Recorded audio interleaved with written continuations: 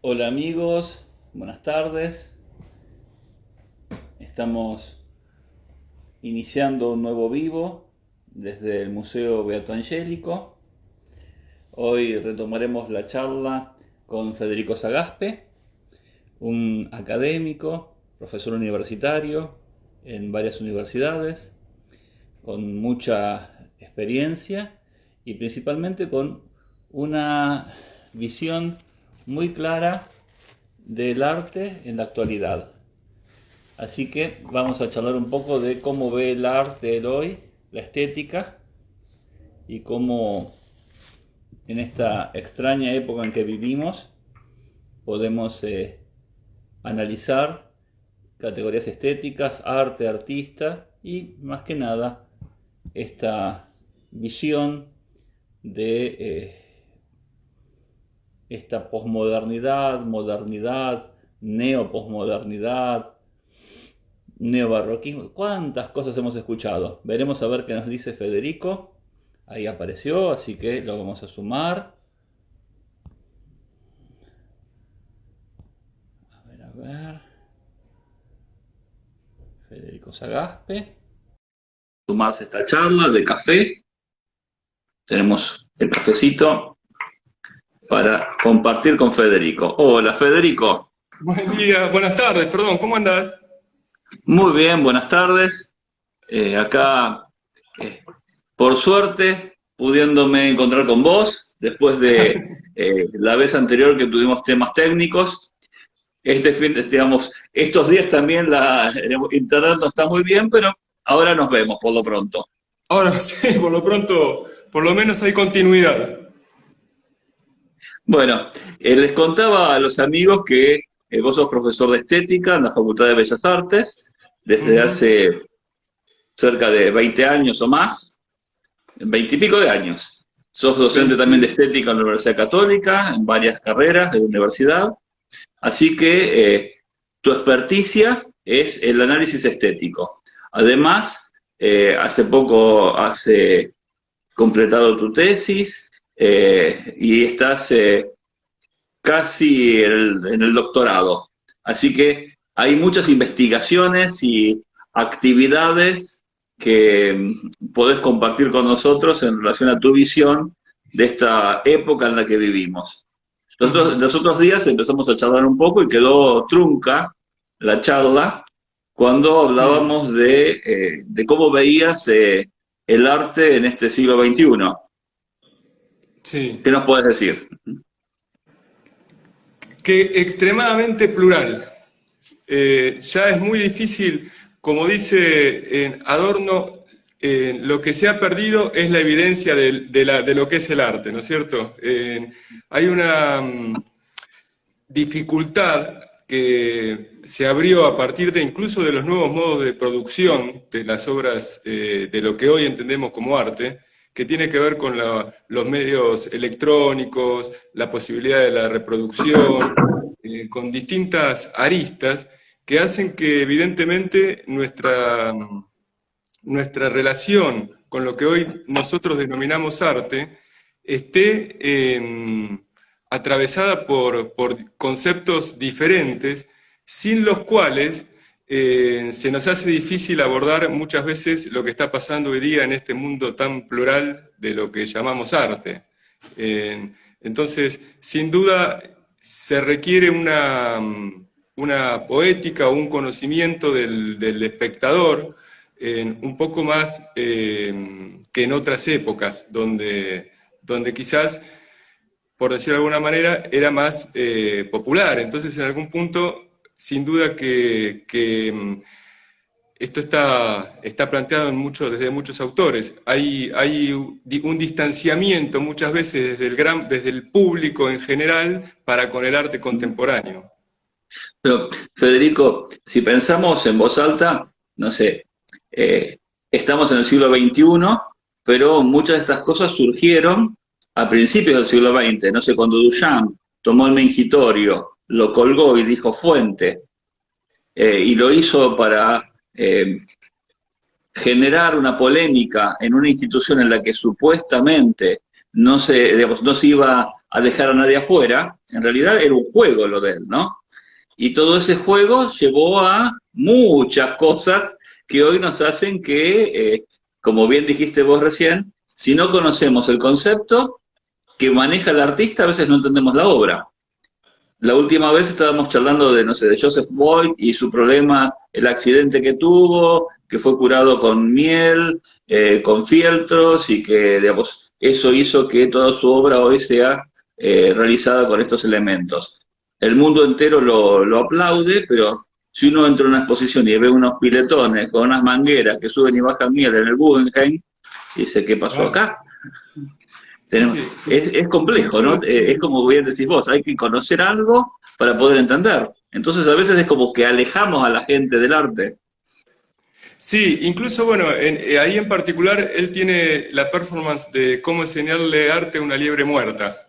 Y cuando uno ve en los videos, ¿no? Cuando hace la presentación, la reacción de la gente es de risa, por decirlo de alguna manera, pero también desde una risa que denota una imposibilidad de acercarse a ese fenómeno.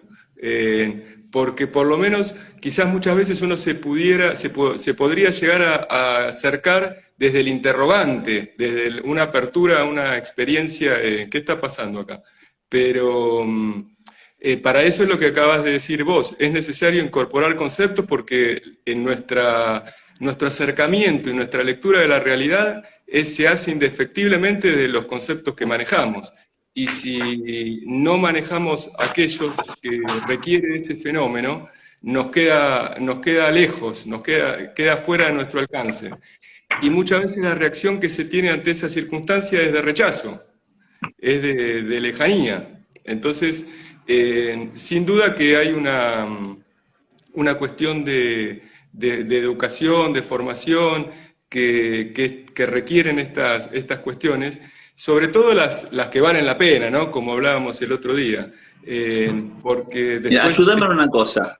sí, Nosotros estamos en un espacio del Museo de Arte Contemporáneo Beato Angélico. Ya el título suena medio contrasentido porque tenemos a un artista del Renacimiento, pero hablamos de un museo de arte contemporáneo. Entonces yo siempre lo que digo es que nosotros tomamos la idea de arte contemporáneo, el concepto, de la forma más amplia. Tomamos la contemporaneidad como el trabajo de todos los artistas que están, digamos, que son coetáneos a nosotros o que lo fueron en este tiempo.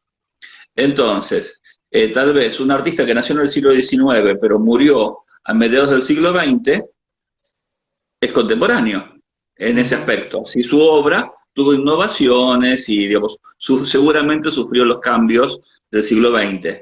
Y también tenemos artistas del siglo XXI, jóvenes, o ahora no tan jóvenes, porque ya estamos en el año 20, que también tienen su contribución. Entonces hace un diálogo entre el que tiene una forma más, digamos, clásica, con el que tiene una postura totalmente contemporánea en su hacer. Pero siempre hablamos que lo que nos importa a nosotros como un museo es compartir el espacio, pero con aquellos que realmente tienen un hacer fundamentado. No es que colgué la banana porque sí en la pared, como pasó en lo que hablábamos los otros días, sino que, bueno, mirá, te voy a hacer un ejemplo más claro. Hace unos años tuvimos una conferencia excelente de un artista italiano, también dedicado a la filosofía, Franco Petrosemolo. La charla fue en el museo. Y él, de una figura muy clara, divertida también, ¿no? Decía, en esta sí. época, alguien agarra un huevo, lo tira a la pared, y queda el huevo ahí colgando, expandiéndose, y decimos que eso es arte, porque es una acción que hizo un artista. Y lo tomaba como una tomadura de pelo, ¿no? Claro. Entonces pensaba, ahora cuántas cosas más han pasado bajo el agua en este tiempo. Sí, totalmente. El problema es el abuso de los recursos, ¿no es cierto? Cuando uno puede decir, el dadaísmo, el grupo Fluxus, cuando emergen, cuando son realmente disruptivos, proponen un discurso novedoso. Ahora, cuando se hace un abuso de determinadas propuestas o determinados recursos,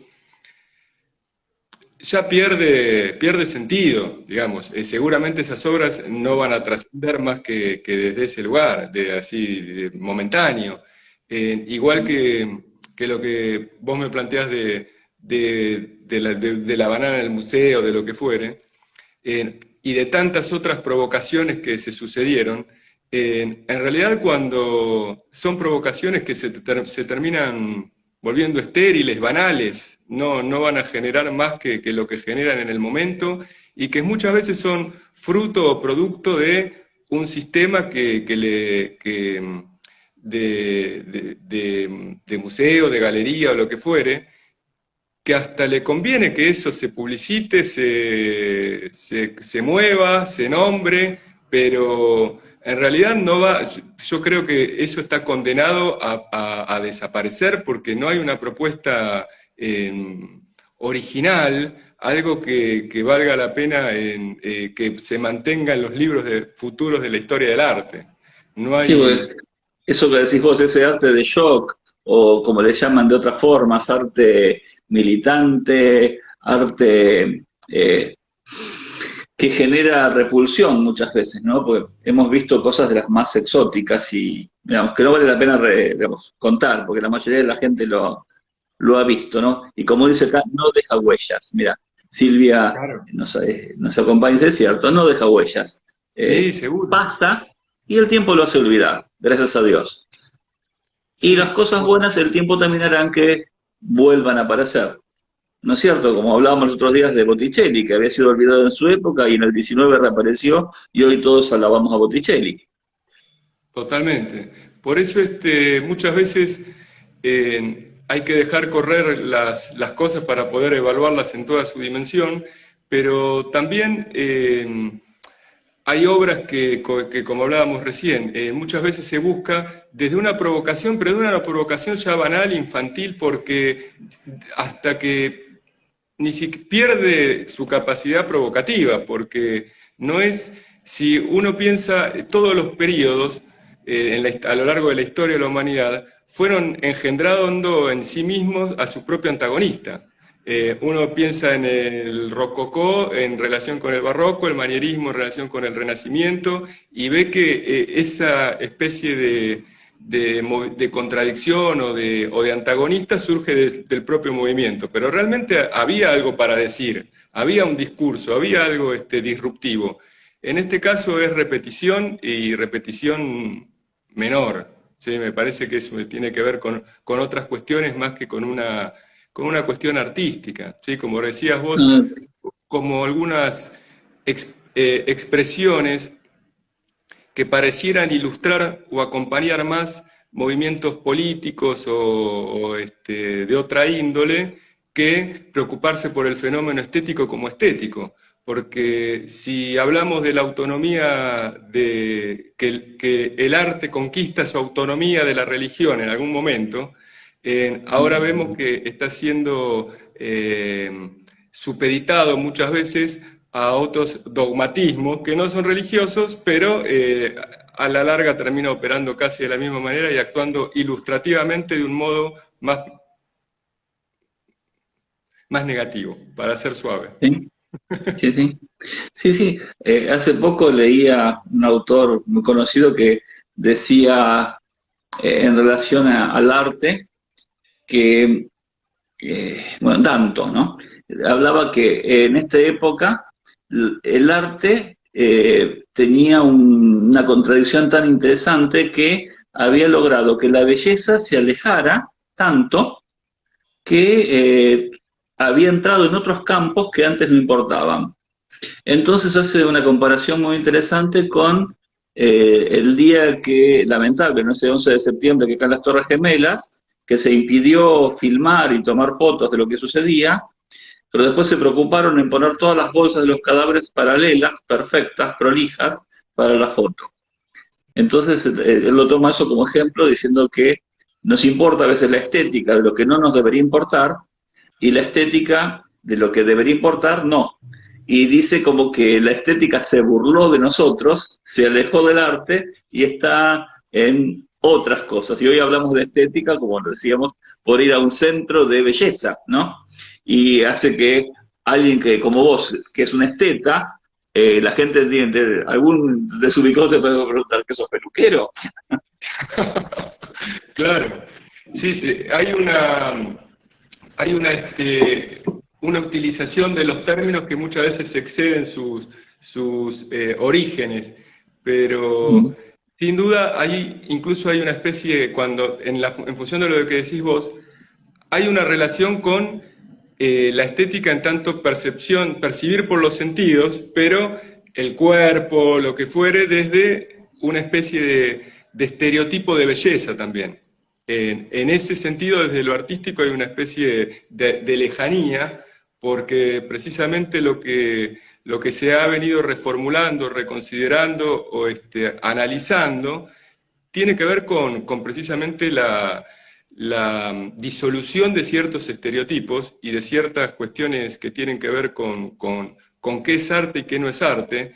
Hoy los límites son, y qué es bello y qué no es bello, sin duda que los límites son más complicados de definir hoy día, porque además lo estamos pasando y cuando alguien está atravesando algo es mucho más difícil ponerle coto, pero me parece que es la tarea propia de los que piensan el arte y la estética particularmente, porque si todo es arte, nada es arte.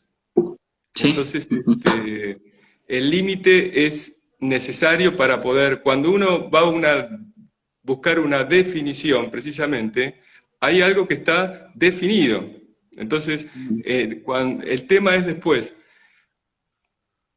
observar cuáles son lo que está pasando en cada época, en cada circunstancia, con cada producción, con los cambios en los medios de producción también, porque tengamos en cuenta que hubo una época que cuestionaba si la fotografía o el cine es arte. Al cine pues, se pudo instaurar, gracias a Dios, de otro modo, pero hoy se discute todavía en algunos lugares la fotografía o el diseño industrial y el diseño gráfico, por ejemplo.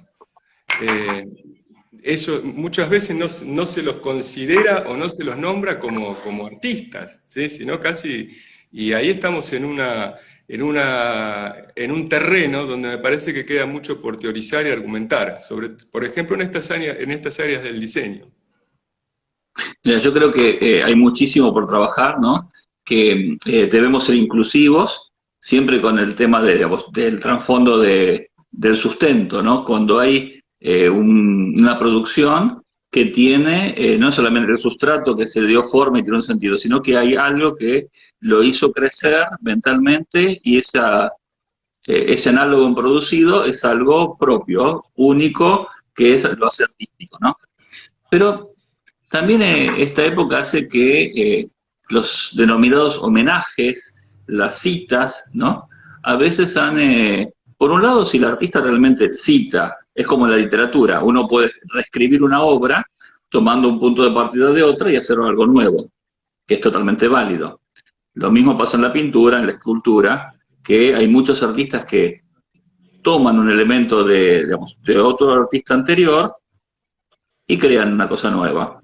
Pero también se ha llegado a un punto que esa reproductibilidad, digamos, a partir de Benjamin y el tema digamos, de la copia, la copia, la copia, han hecho que también se pierda el criterio, ¿no? No es lo mismo indudablemente un grabado numerado, uno de 10, que una fotocopia, indudablemente. Sí, totalmente. Y eso a veces lleva también al fenómeno que hoy se llama el kitsch, ¿no? ¿No es cierto? Donde aparece cualquier cosa en cualquier lugar. Que es una actitud incluso.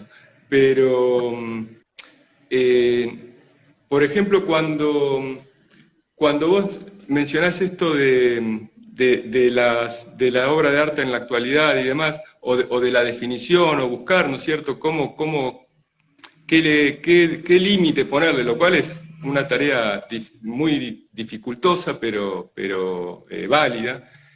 Sin duda, cuando nosotros seguimos apelando a este vocablo que es arte para denominar a las producciones que nos vienen a la cabeza cuando hablamos de arte, porque como hablamos la otra vez, si nosotros decimos arte o belleza de por sí, uno no ve belleza o arte caminando por la calle. Uno ve obras de arte que hacen que el vocablo arte cobre dimensión, cobre sentido, cobre visibilidad. Entonces, evidentemente, en el devenir de la humanidad y de las diversas producciones que el hombre fue realizando, hay algo que se mantiene y hay cosas que se van modificando, ¿sí? Hay algo que se mantiene que es lo que nos permite que lo sigamos llamando arte. Y hay otras cosas que se fueron modificando que tiene que ver con los medios de producción, que tiene que ver con la relación con el público, que tiene que ver con la relación con la totalidad, ¿sí? Y porque uno puede ver que, por ejemplo, el arte originariamente estaba muy ligado a las otras esferas de la vida, como la religión, la política, la filosofía, estaban anudadas, y pareciera que la modernidad, o el tránsito hacia la modernidad, fue un camino hacia ese desanudamiento de esas esferas como el arte, religión y la filosofía y la ciencia, ¿no? Donde el precio de la autonomía, va a decir Benjamin, de la obra de arte, de su función cultural, fue convertirse en mercancía, en una mercancía muy particular y muy fácilmente convertible en fetiche, porque, o sea, la liberamos por un lado, pero por el otro lado empieza a verse subsumida. Y eso es lo que hablábamos hoy también, cuando en la actualidad muchas veces se vincula más a ilustraciones políticas o ilustraciones, es como a veces volver un poco a los orígenes, pero de un modo mucho más peligroso o más... por eso yo creo que hay una necesidad antropológica en esto de producir arte, de que haya estas expresiones, de que haya estas producciones que nosotros denominamos artísticas, y que tienen que ver con la posibilidad de dar a conocer y de conocerse de un modo privativo, ¿no? Lo que nosotros podemos decir a través de lo simbólico del arte, a través de la poética, de lo metafórico, lo que podemos indagar, lo que podemos preguntar, no puede ser dicho ni experimentable desde ninguna otra esfera.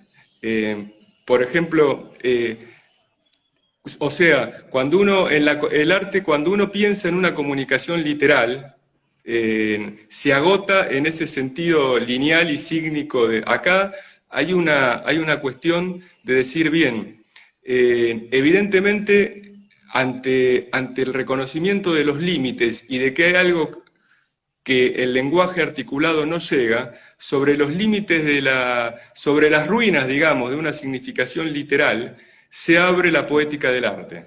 Allá donde el lenguaje articulado no llega, llega la posibilidad de hablar y decir una experiencia humana y absolutamente extraordinaria, que es hablar de nuestras propias limitaciones y de más allá de los límites, ¿no es cierto? Y traerlo al plano de lo experimentable. Como hablábamos el otro día, yo te doy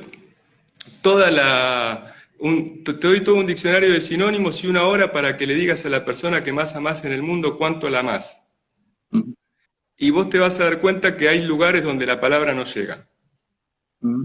Que hay lugares donde el lenguaje articulado queda vacío, ¿sí? Parece estéril, y donde hay lugares que son de nuestra propia experiencia que son inaccesibles. Sí. Ahora, uno los puede experimentar, los puede presenciar, los puede traer al plano de la estesis a través del arte, sí. Y desde ese lugar, ¿qué hace? Enriquece su casa, enriquece su mundo, su habitar ese mundo que sería que se vería mucho más empobrecido si solamente estaría habitado por el lenguaje articulado y no poético. O sea, el arte nos abre una experiencia privativa y absolutamente rica de nuestra individualidad, de nuestro decir. Hace poco me preguntaban también en un reportaje, ahí era al revés, era yo el reporteado, ¿no? Y yo decía que estábamos en una época de pandemia, que esperemos pronto sea post-pandemia, ¿no? Y que esto ha hecho un montón de cambios y que estos cambios, históricamente, si analizamos la historia del arte, vemos que, no sé, después de la peste y de todos los horrores, bueno, tuvimos el Renacimiento. Entonces decía, tal vez me encantaría, ¿no? Que tuviéramos un neo-renacimiento. ¿Te acordás que hace un tiempo hablábamos de eh, cuando Calabres habló del neobarroco? Bueno, yo decía, ¿por qué no podemos empezar a analizar un neo-renacimiento, dado que estamos volviendo a muchos valores del humanismo?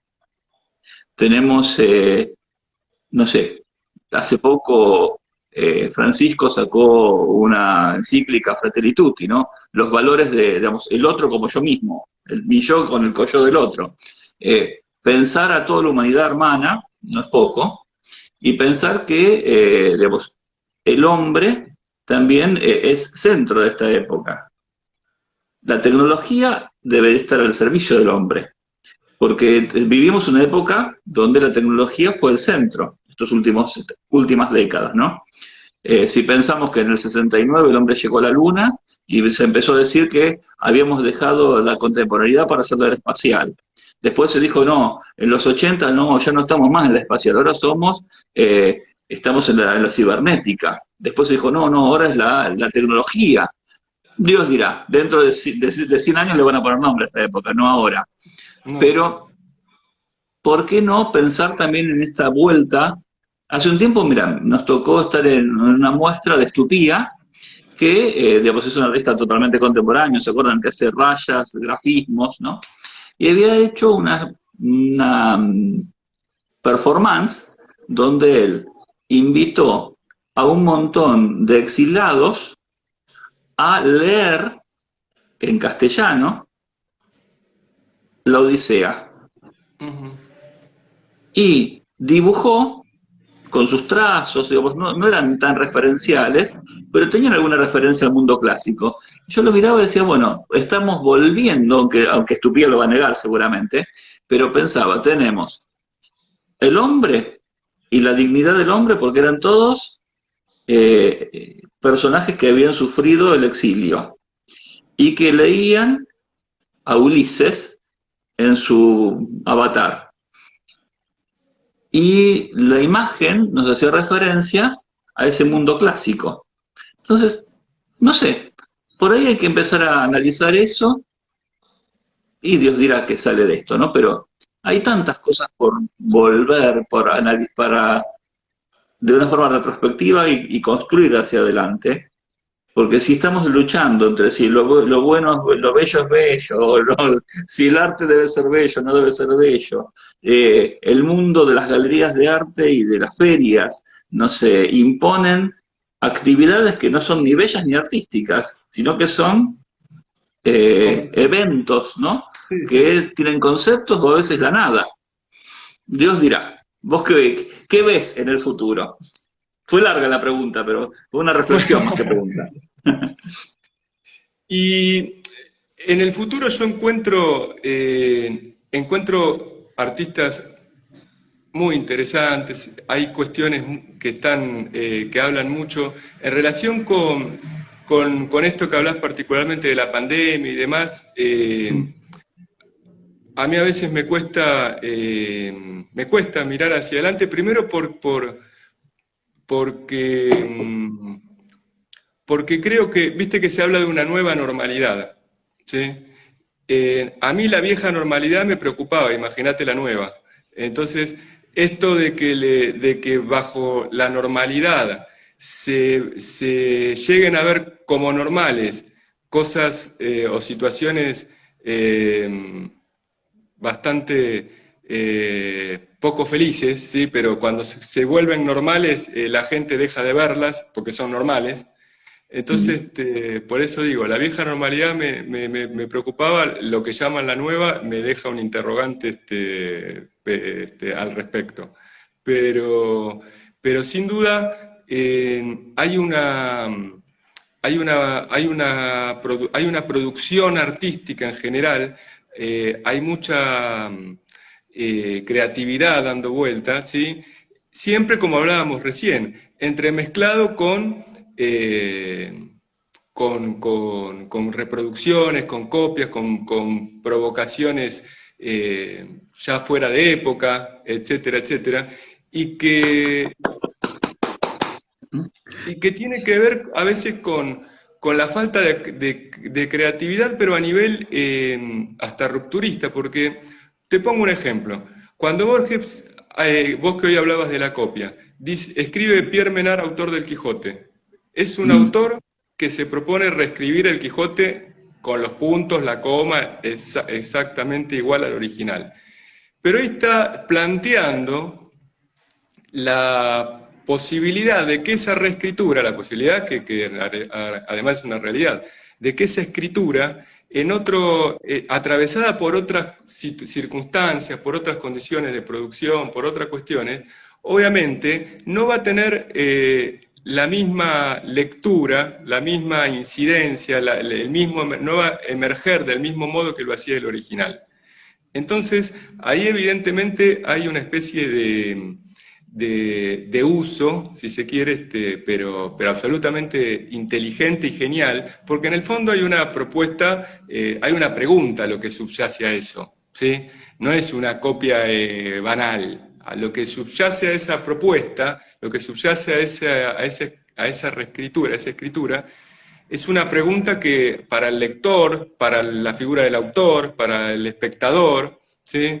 Las citas son recursos muy utilizados, en música también se usa mucho, ¿no es cierto? mm. También se usa, qué sé yo, Bansky, el muralista, pintó a la mujer con el aro de perlas, con la perla de aros, Ujú. la hizo con el tímpano perforado, etcétera, etcétera.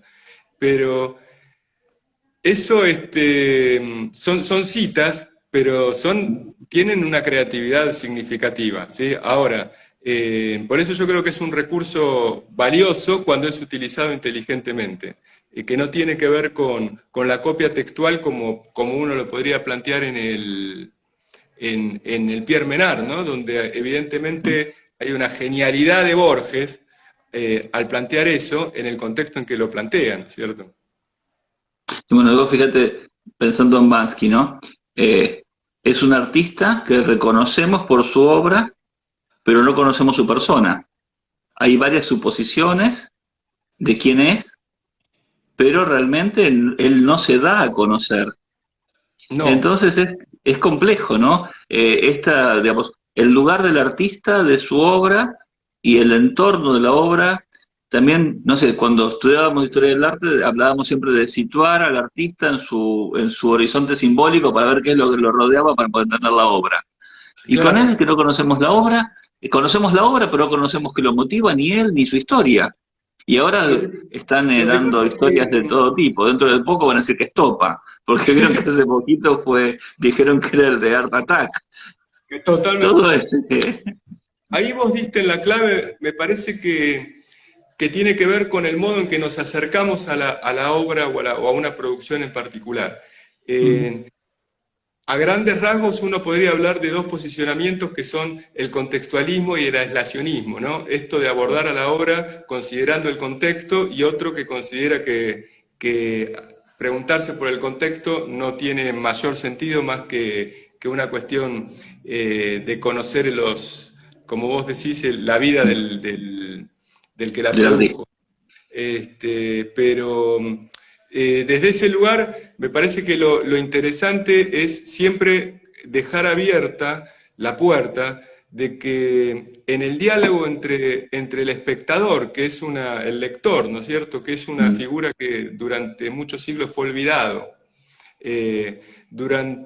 es el que, por decirlo, es el que al leer la obra, al apropiarse de la obra, al poner su horizonte simbólico en diálogo con el de la obra, sus prejuicios ante la obra, prejuicios en el buen sentido, uno vuelca conceptos, vuelca vivencias, completa, llena los lugares de indeterminación que tiene toda obra.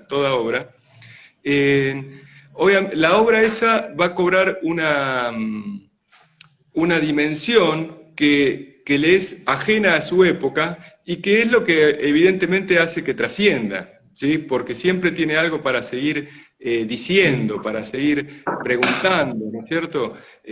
Porque en ese actualizarse, en esa relectura, en ese ser habitada nuevamente por otro lector, demuestra la posibilidad de seguir diciendo, ¿no es cierto? Cuando algo se cierra, pierde interés. Entonces ya no vamos más allí. Entonces, y eso lo que demuestra es el diálogo entre eso que parece cerrado, que es la obra de arte, y eso siempre inacabado que somos nosotros mismos, ¿no es cierto? Porque nosotros siempre estamos por ser, entonces pareciera que la obra estuviese, siempre cuando pensamos la obra la pensamos como algo cerrado, ¿no? Y, No, pero y desde que Humberto Eco nos regaló su obra abierta, empezamos a reconstruir la obra con nuestra mirada y nuestra carga simbólica para interpretar la obra. Y claro, empezamos también a, digamos, eh, supuestamente, siguiendo lo Eco, también lo podemos hacer con, no sé, con Miguel Ángel, porque la obra de Miguel Ángel, una vez que él pintó la Sixtina, nos la dio y nosotros podemos interpretarla, más allá de la interpretación que él le dio. y También esto muchas es una veces, ambigüedad porque Miguel Ángel no puede defenderse, no puede no, decir yo nunca pensé eso. pero esto que hablábamos de dimensión simbólica y de habitar la obra, ¿cuántas veces el mundo del arte, con lo que parece una paradoja, ¿no? Pero en tanto ficción sin embargo, termina dando una apertura a mostrar, si se quiere, a la posibilidad de develar o habitar de un modo mucho más propio y auténtico nuestra propia vida que en la vida cotidiana. Viste que es muy común que mucha gente dice, yo cuando hago arte me siento realmente yo. ¿Viste? Y como que en la vida cotidiana anda con máscaras, ¿sí? Pero cuando tiene la posibilidad de abrir esa puerta, esa dimensión ficcional, paradójicamente aparece la verdad, ¿no es Es cierto? Entonces, cierto. decís, en la vida cotidiana termino siendo yo un ser ficcional, termino siendo un personaje de una novela, donde me acomodo a las circunstancias o a lo que fuere, y en ese mundo que es ficcional tengo la posibilidad de preguntarme y de habitarlo de un modo absolutamente verdadero más que verosímil. Entonces, muchas veces ahí es donde la experiencia del arte, cuando nos interpela desde la profundidad de nuestro propio ser, no desde la superficie. En la superficie donde es generalmente como nos movemos cotidianamente, con el hola, chao, ¿cómo estás? Y no te preguntas más porque no te importa, desde el protocolo, lo que debe ser. Entonces, en esa dimensión, esa producción, ese habitar el mundo de la obra comprometidamente, muchas veces muchas veces no, lo que favorece es abrir a una experiencia de conocimiento y de autoconocimiento de aquellas cosas que de otro modo no podríamos, porque como decíamos recién, en la cotidianeidad muchas veces vivimos en la ficción. Y bueno, fíjate que en este último tiempo que hablábamos de la tecnología, ¿no? Eh, todo lo que son los medios digitales hacen que mucha gente viva en una ficción eh, pegada a Facebook o a Instagram o a lo que fuere, y hubo una moda que fue Second Life, que la gente se inventaba un alter ego e interactuaba con otros en un espacio virtual que no existía, pero que supuestamente proyectaba lo que quisiera hacer, aunque no lo fuera. Es una cosa muy extraña y, digamos, para psicólogo en mi caso, lo analizaría. Pero, digamos, es una visión dura la mía, ¿no? Pero yo creo que es raro lo que pasa. También estamos comprendiendo nuevas tecnologías, incorporándolas, pero eso no significa que todo lo que viene es bueno, ni todo es malo, pero sí tenemos que tener parámetros claros, ¿no? Mm. Y por eso es tan importante lo que haces vos como esteta, ver, analizar, comprender, a veces desgranar, desmenuzar, para poder llegar a una conclusión un poco más clara. No siempre se puede esclarecer todo, pero sí se No, por puede suerte, llegar a tratar de a esclarecer, un ¿no es cierto? acercamiento. En realidad hay que amar y evitar la incertidumbre, ¿no es cierto? Hay que saber desarrollar la pregunta, hay que saber habitarla y saber que ahí radica el motor de nuestra búsqueda, ¿no es cierto? Cuando habitamos la certeza, dejamos de buscar y a la larga te apagás. Entonces, Sí, convivir con esa especie de contradicción de que queremos, queremos conocer, pero además lo único que podemos saber es que todo no podemos conocer y que lo que podemos conocer tiene un límite. Si es que realmente terminamos conociendo algo. No es para caer en un escepticismo, pero digo como pregunta. Porque desde este lugar lo que nosotros estamos planteando, entendiendo que la estética mira el arte desde la filosofía, es entender que la filosofía, la riqueza que plantea es habitar la pregunta, ¿sí? No cerrarse. Entonces, ver una obra de arte, la otra vez estaba enseñando una película que se llama Amor, que es francesa, ¿sí? Donde hay un marido que cuida a la señora que se enferma con un amor eh, sobrenatural casi. Te diría que todos quisiéramos que alguien nos quiera así, este, y la voy a spoilear, total, no importa, pero es para contar la anécdota. El hombre la termina ahogando, la termina matando a la señora, ¿no es cierto? Y cuando yo la presenté en una clase, muchas veces en algunos la conclusión que apareció es se cansó de cuidarla y la mató.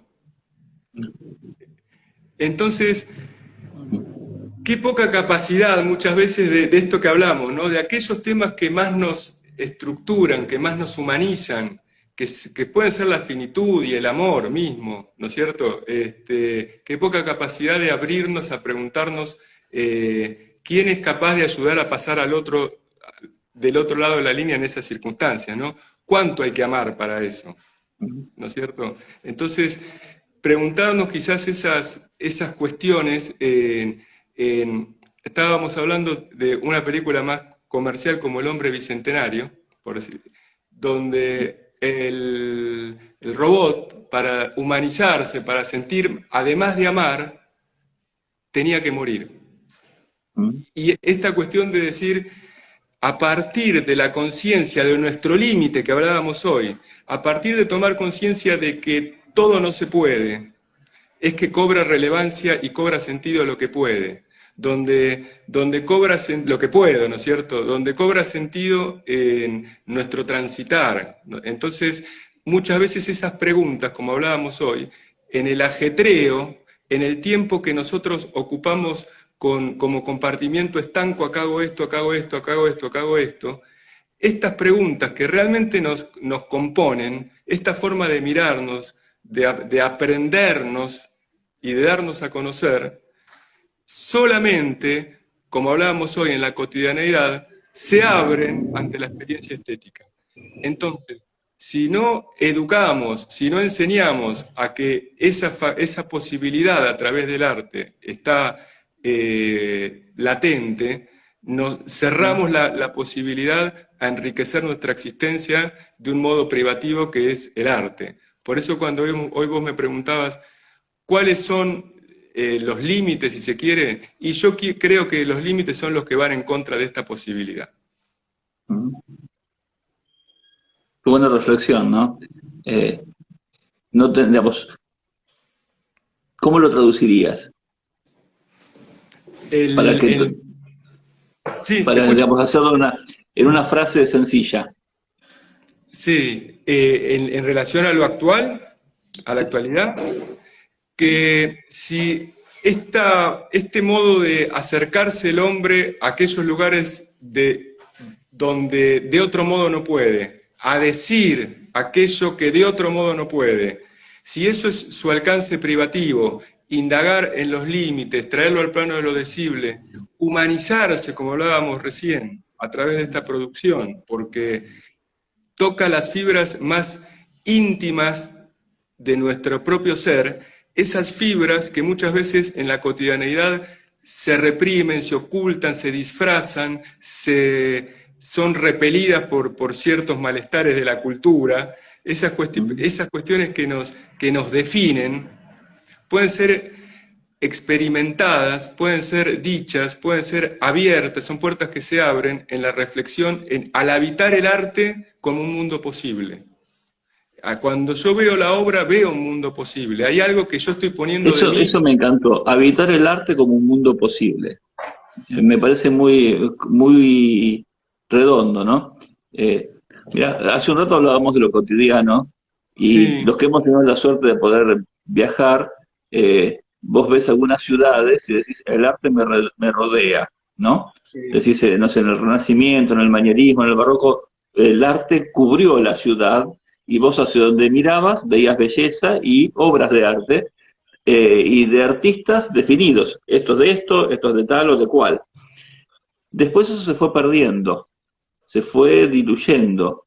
Y ahora, en algunos aspectos, estamos volviendo a la personalidad del artista, a veces a un grupo o un colectivo, como llaman ahora, de un grupo de artistas que trabajan, pero trabajan conjuntos, con cohesión, que también es bueno, pero que nos permiten entonces que lo cotidiano pueda tener el arte, y no sé, y que esta taza sea bella, que la hace un diseñador, que la casa en que habitamos sea un espacio bello, que el libro que leemos sea también bello, pero además que los artistas puedan sacar esa belleza de su interior y compartirla en sus obras, en sus pinturas, en sus esculturas, grabados, happenings, lo que quieras, pero que haya esa retroalimentación. Por eso me parece tan lindo lo que dijiste, ¿no? Fíjate qué sí. término, muy académico, ¿no? Lindo. Sí, sí. Realmente, por eso cuando vemos una obra, o incluso cuando la interpretamos, no desde lo... Como te decía hoy, yo suelo escuchar muy a menudo, mucho en los cantantes también, Mm. ¿viste cómo plantea Sartre si el personaje se realiza en el autor o el autor se realiza en el Y se personaje? realiza. Esto de decir,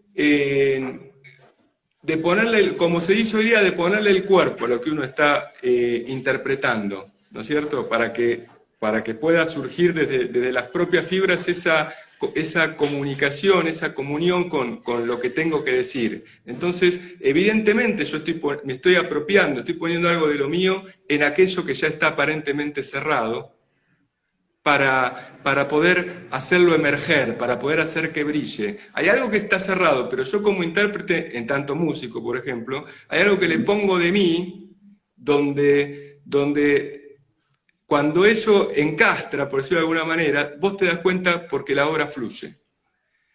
Y eso también sucede en la experiencia en tanto espectador. Cuando el espectador es capaz de poner lo suyo en aquello que está observando y lo habita de un modo comprometido, la experiencia estética fluye, fluye. No nos podemos despegar, nos quedamos mirando, ¿sí? Y queremos volver, y queremos que el museo no cierre, etcétera, etcétera, porque ya sea porque nos dejó una duda o porque nos llevó a un lugar, que esto no digo que sea un lugar, no estoy diciendo que sea un lugar hedonista, porque muchas veces Mm. el ver es tortuoso, ¿sí? Por decirlo de alguna Mm. manera, como el hipo que cuando vio se arrancó los ojos. Pero el que quiere ver tiene que estar dispuesto. Entonces hay un jugarse, cuando uno pone el cuerpo se juega. Y esto que hablábamos hoy, ¿en cuántos lugares nos podemos jugar de esta manera? En pocos. ¿En cuántos lugares lo podemos hacer además bellamente? Bellamente lo digo en tanto aún sea lo feo, ¿sí? Porque hay una experiencia de, como hablábamos recién, que en lo cotidiano te dicen, ay, yo prefiero no pensar en que me voy a morir, o yo no prefiero pensar en lo feo, ¿sí? ¿Viste? Pero sin embargo, Mm. esos dilemas, esos límites, son dichos a través del arte de un modo absolutamente bello. O sea, es la bella representación de aquello que negamos en lo cotidiano. Ahí hay una especie de conocer nuestra propia... Es casi como el diálogo entre el consciente y el inconsciente, ¿viste? Ahí entra aquello que no queremos, igual habla, y puede traerse, puede decirse, y por eso lo que te decía, creo que es un modo, es una vía para hablar, para traer al plano de lo decible, de lo experimentable, lo que de otro modo no podemos, y por lo tanto, sin esa vía, nuestra existencia se vería radicalmente empobrecida. Mira, me parece interesantísimo.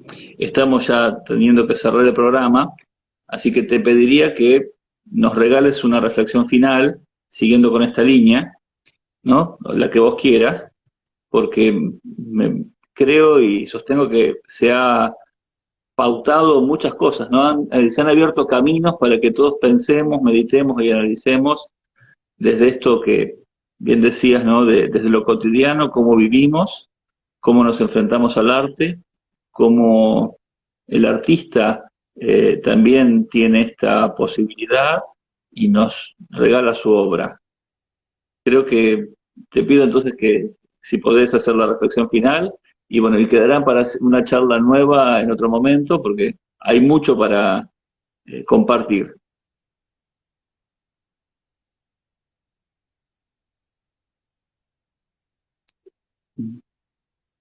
Reflexión final.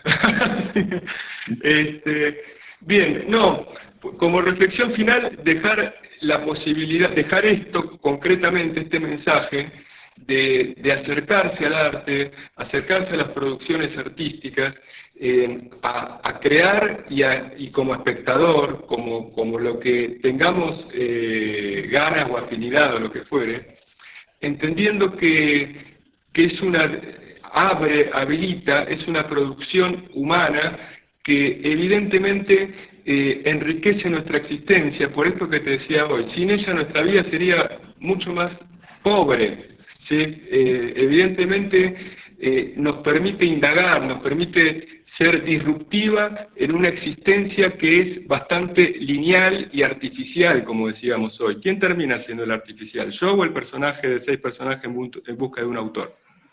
Entonces, esa posibilidad de ser disruptiva, de irrumpir, de invitarnos a preguntar, a movilizar nuestra interioridad de un modo que quizás en lo cotidiano no nos lo permitimos y que sin embargo habla más de nosotros. Entonces, muchas veces a través de la ficción logramos llegar a la verdad, aunque parezca paradójico, de un modo mucho más concreto. Maravilloso. Bueno, muchísimas gracias, Federico. Tendremos seguramente más charlas porque siempre hablar con vos nos deja estas reflexiones para profundizar y seguir pensando. Les cuento a los amigos que la semana que viene vamos a tener este café con otro amigo nuestro, tanto de Federico como mío, con el que trabajamos también hace un cuarto de siglo, Gabriel Charcato. Gabriel también se dedica a la estética desde otra óptica y es un gran escultor. Como Federico es un gran pianista, Gabriel es un escultor que nos ha legado una obra icónica en la ciudad de La Plata. Estamos en el mes de noviembre, festejamos el aniversario de la ciudad y todos amamos nuestra catedral como ícono de La Plata. Gabriel es el autor de todas las esculturas del completamiento de la catedral, de esta época que a fines del siglo XX pudimos terminar una catedral neogótica. Así que charlaremos con Gabriel sobre esta catedral en Las Pampas con una imagen y una impronta propia. Como decía recién Federico, un mundo desde lo cotidiano, porque es cerca, es nuestra catedral, todos los días pasamos por ella, a veces con el auto y no la vemos, pero si nos paramos y disfrutamos de todo lo que nos está dando, podemos empezar a reflexionar y encontrar mucha más belleza en el mundo que nos rodea. Gracias Federico, y nos vemos pronto. Por la invitación. Bueno, muchas gracias por el espacio y por la posibilidad de charlar tan amenamente. No, es un placer escucharte y seguir tus reflexiones. Y esperamos pronto Bueno, tener otro libro tuyo para poder comprender más todas estas épocas complejas en las que vivimos. muchas gracias por Abrazo todo. y los esperamos a todos la semana que viene. Bárbaro, adiós, gracias.